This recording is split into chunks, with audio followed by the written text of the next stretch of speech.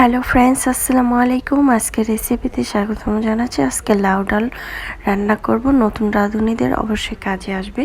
প্রথমে ডালটাকে সিদ্ধ করে নিয়েছি। 1 কাপ ডাল আগে থেকে ভিজিয়ে রেখেছিলাম। হলুদ, লবণ, ধনিয়া, জিরা দিয়ে আমি ডালটা সেদ্ধ করে নিয়েছি।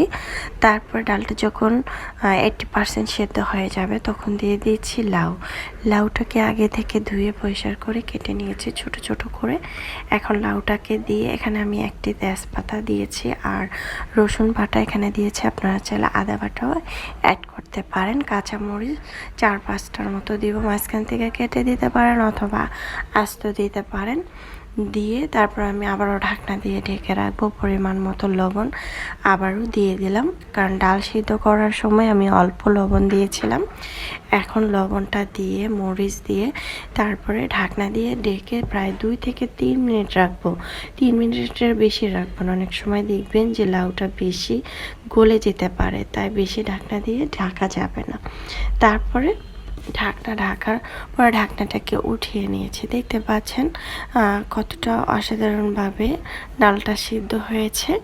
এখন ডালটাকে একটু নেড়ে চেড়ে দিচ্ছি, সব কিছু পারফেক্ট হয়েছে কিনা দেখে তারপরে আমি আরেকটি প্যানের মধ্যে পেঁয়াজ, রসুন, তারপরে শুকনো মরিচ একটু ভেজে নেব।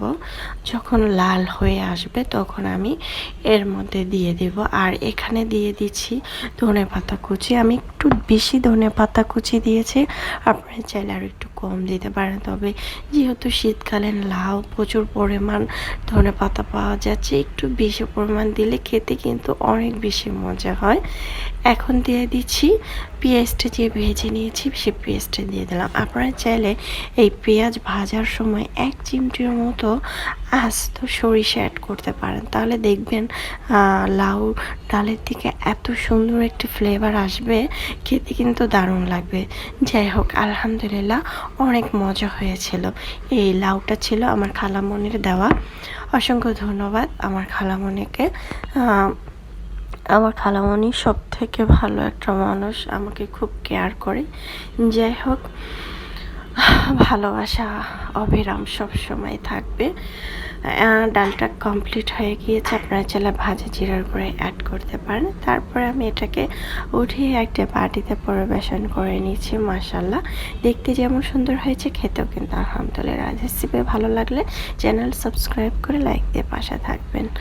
নতুন রাঁধুনিরা এভাবে ট্রাই করতে